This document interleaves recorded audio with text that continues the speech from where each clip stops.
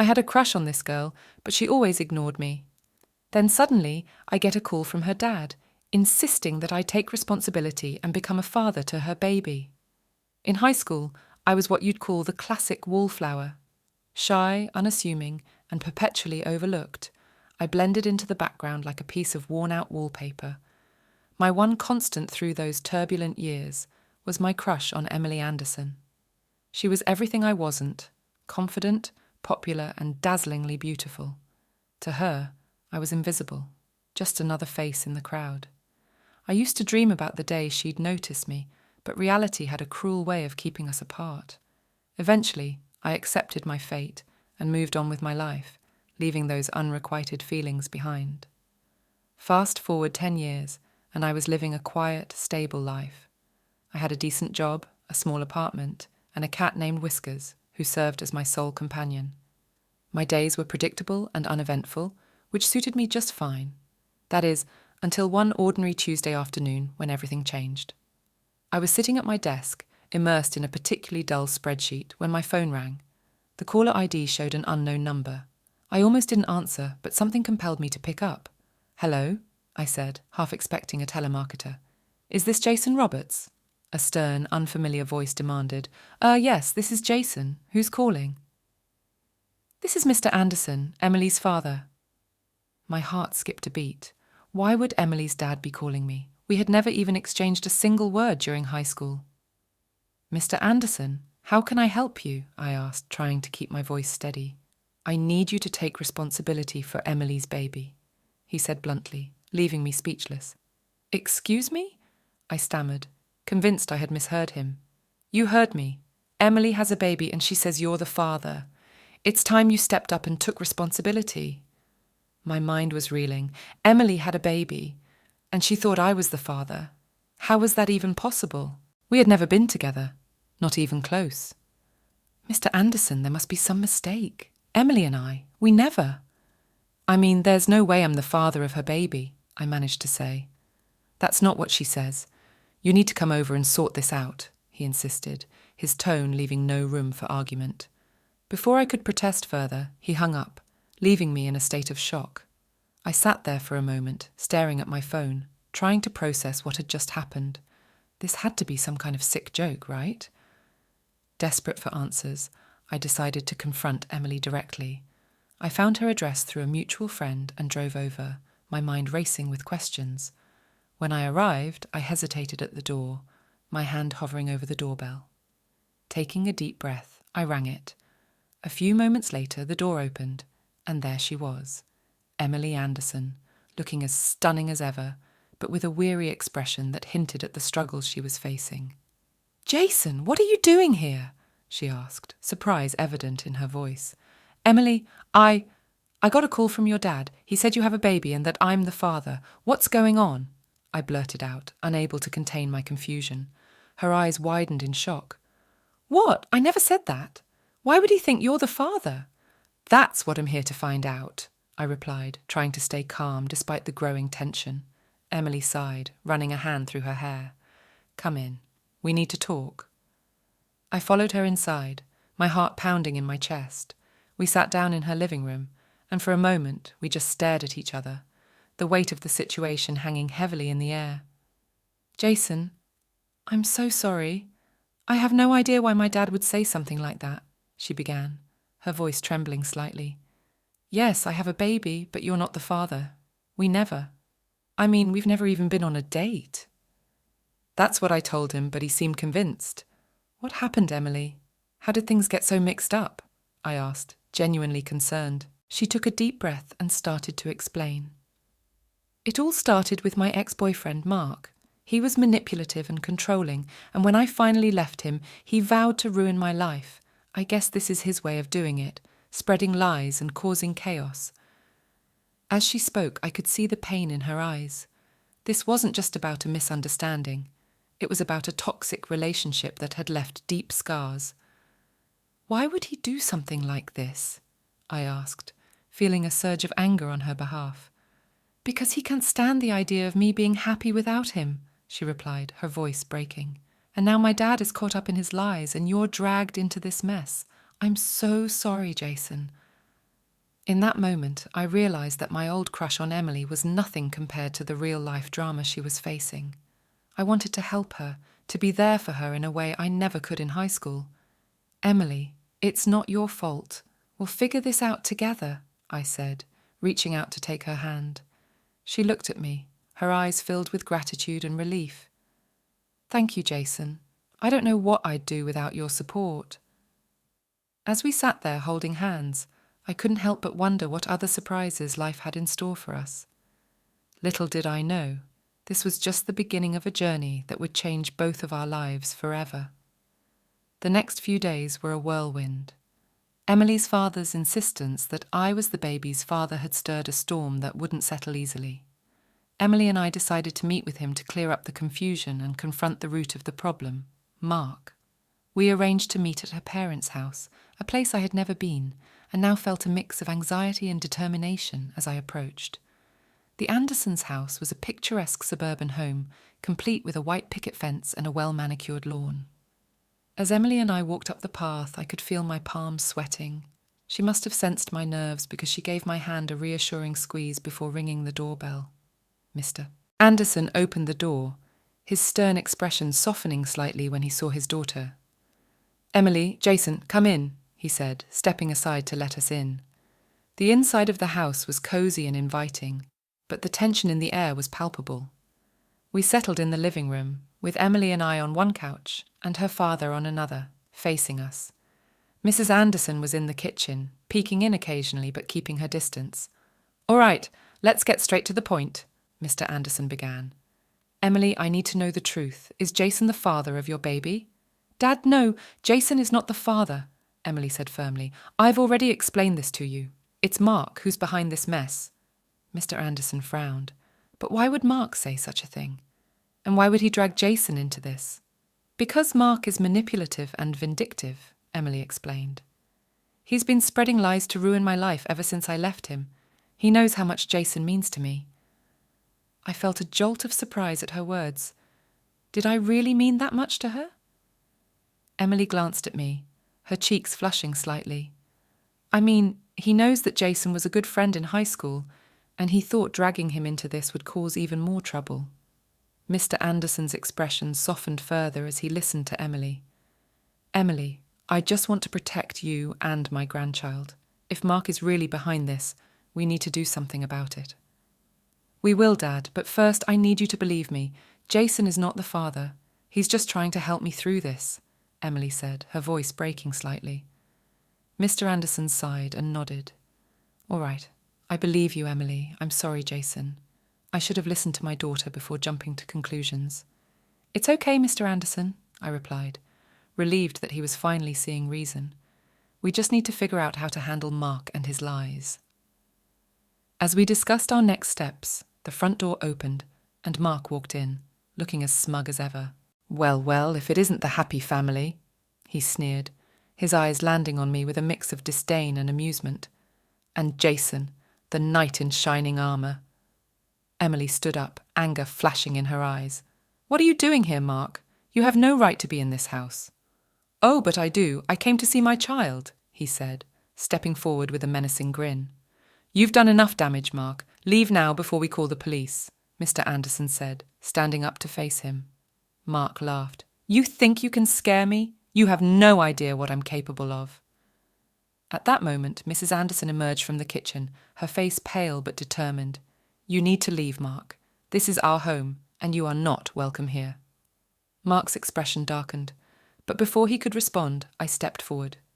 "You've caused enough pain, Mark. It's time for you to leave Emily and her family alone." He glared at me, his fists clenching. "You think you can take me on, Jason? You're nothing but a pathetic loser." "Maybe I am, but I'm not afraid of you," I replied, my voice steady despite the adrenaline coursing through me. Emily moved to stand beside me, her presence giving me strength. "Jason's right, Mark. It's over. Leave us alone."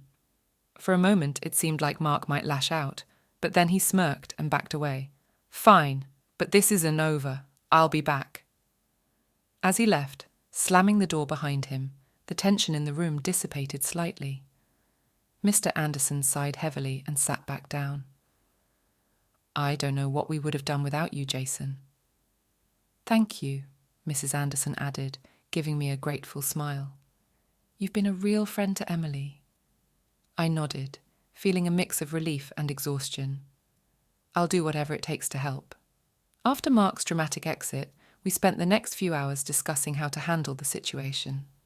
Emily decided to file for a restraining order against Mark, and Mr. Anderson promised to support her in any way he could.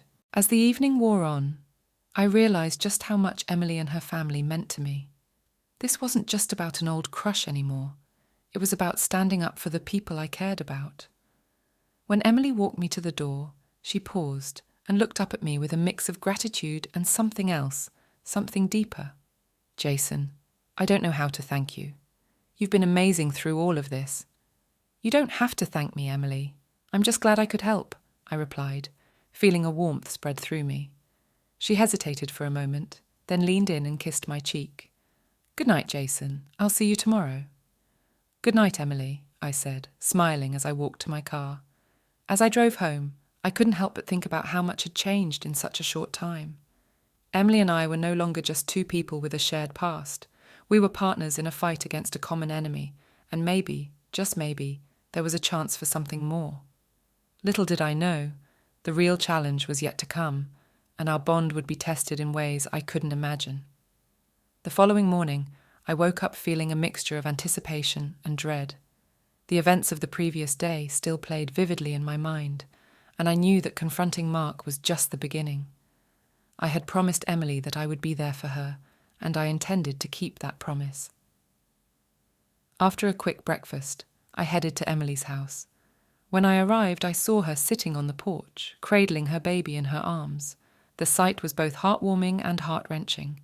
Emily looked up as I approached, her tired eyes lighting up with a faint smile. Good morning, Jason, she said softly. Morning, Emily. How are you holding up? I asked, sitting down beside her. She sighed, looking down at her baby. It's been tough, but knowing I have you by my side makes it a bit easier. We sat in comfortable silence for a while, the baby cooing softly. Eventually, Emily spoke up again. Jason, I've been thinking. I need to move forward with my life, but it's so hard to do it alone. I don't expect you to take on my burdens, but... You don't have to do this alone, Emily, I interrupted gently. I'm here to help you, and I mean it. She looked at me, her eyes glistening with unshed tears. Thank you, Jason. I don't know what I'd do without you. Over the next few weeks, Emily and I settled into a routine. I started spending more time at her house, helping her with the baby and providing emotional support. It was a learning curve for both of us, me learning how to change diapers and soothe a crying infant, and Emily learning to trust someone else with her child. Slowly but surely, we began to form a new kind of family. One evening, after putting the baby to bed, Emily and I sat in the living room, enjoying a rare moment of peace. She leaned back against the couch, looking more relaxed than I had seen her in a long time. You're really good with him, you know, she said, glancing at me with a smile. I chuckled, shaking my head. I'm just winging it, honestly, but I'm glad I can help. You're doing more than just helping, Jason. You're making a real difference, she said, her voice filled with gratitude. We fell into a comfortable silence, the kind that only comes from truly understanding one another. As I looked at Emily, I realized that my feelings for her had deepened. What had started as an unrequited crush had evolved into something much more profound.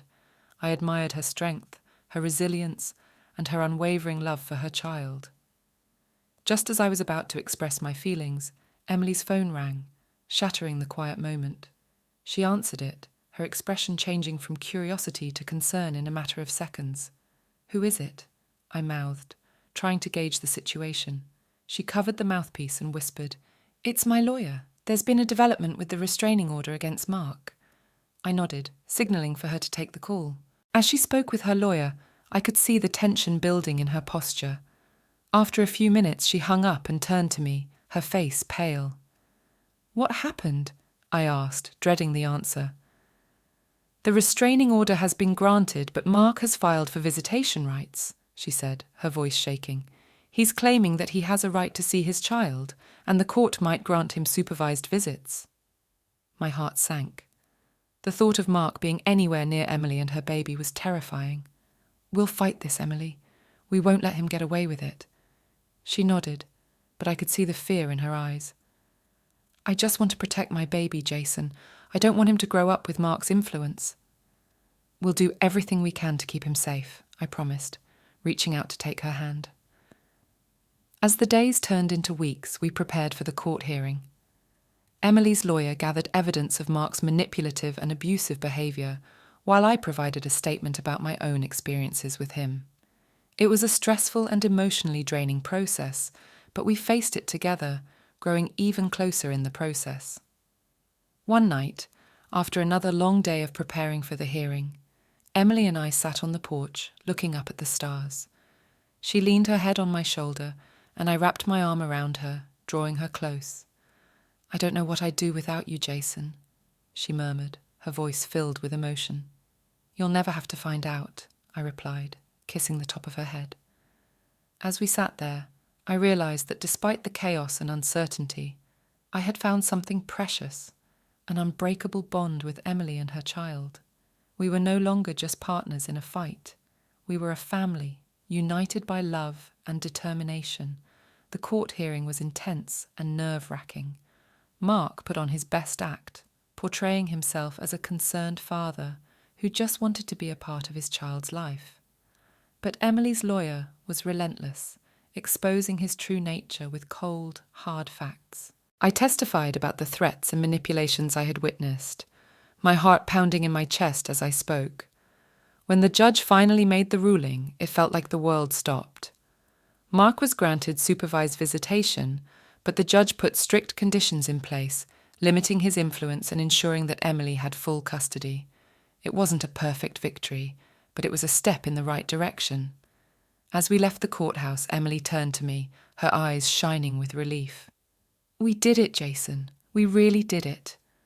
I smiled, pulling her into a tight embrace. "We did it together, Emily, and we'll keep fighting no matter what." In that moment, I knew that whatever challenges lay ahead, we would face them as a family. We had come a long way from the high school days of unrequited crushes and misunderstandings. Now we were partners, friends, and maybe, just maybe, something more. As we walked away from the courthouse, hand in hand, I couldn't help but feel a sense of hope and determination. Our journey was far from over, but with Emily by my side, I knew we could handle anything life threw at us. The aftermath of the court ruling brought a mix of relief and new challenges. Mark's limited visitation rights meant we had to deal with his presence, albeit in a controlled environment. Every supervised visit was a reminder of the battle we had fought and the ongoing vigilance required to protect Emily and her child. Yet through it all, our bond grew stronger. One Sunday afternoon, I arrived at Emily's house, ready to accompany her to one of Mark's supervised visits. As I walked up the path, I saw her sitting on the porch with her baby, a worried expression on her face. "Hey," I said softly, sitting down beside her. "How are you holding up?" She sighed, looking down at her child. "I'm just so anxious, Jason. Every visit with Mark feels like a ticking time bomb." I reached out and took her hand, squeezing it reassuringly. "We're in this together, remember? We'll get through it." Emily nodded, her eyes filled with gratitude. "I don't know what I'd do without you." The visit with Mark went as well as could be expected. The supervisor was strict, ensuring Mark followed all the rules. Still, his presence was unsettling. After the visit, as we drove back to Emily's house, she was unusually quiet. "Penny for your thoughts?" I asked, glancing over at her. She sighed. "I just hate that he's still in our lives. I wish there was a way to make him disappear for good." "We'll find a way to deal with him," I assured her. "We're stronger than he is." When we got back to her house, Emily put the baby to bed and we settled on the couch. She leaned against me, her head on my shoulder. "Jason, I've been thinking. I want to move forward with my life, but I don't want to do it alone. I've been wondering if you'd consider moving in with us." Her words took me by surprise, but a warm feeling spread through my chest. "Are you sure, Emily? That's a big step." "I'm sure," she replied, looking up at me with earnest eyes. You've been a rock for me, and I want us to build a life together." I smiled, feeling a rush of happiness. "I'd love to move in with you, Emily." From that moment on, we began building our life together in earnest. Moving in with Emily and her baby was an adjustment, but it felt right. We transformed her house into a home, filled with laughter, love, and the occasional chaos that comes with raising a child. One evening, as we sat on the porch watching the sunset, Emily turned to me with a thoughtful expression. "Jason, there's something I need to tell you." "What is it?" I asked, curious. She took a deep breath. "When I said you meant a lot to me back in high school, I wasn't entirely honest. The truth is, I had a crush on you too, but I was too shy to ever say anything." Her confession took me by surprise, and I felt a mix of emotions: joy, disbelief, and a hint of regret for the lost time. "You did?" She nodded, looking slightly embarrassed. "Yeah, I did. I used to watch you from afar and wish I had the courage to talk to you. It's funny how things work out, isn't it?" I smiled, taking her hand in mine. "It is, and I'm glad we finally found each other." As the months passed, our relationship deepened. We became an inseparable team, facing each challenge together. Mark continued to be a thorn in our side, but with each passing visit, Emily grew more confident and determined to protect her child from his toxic influence. One day, Emily's father called me. He had been a constant support throughout our ordeal, and his respect for me had grown.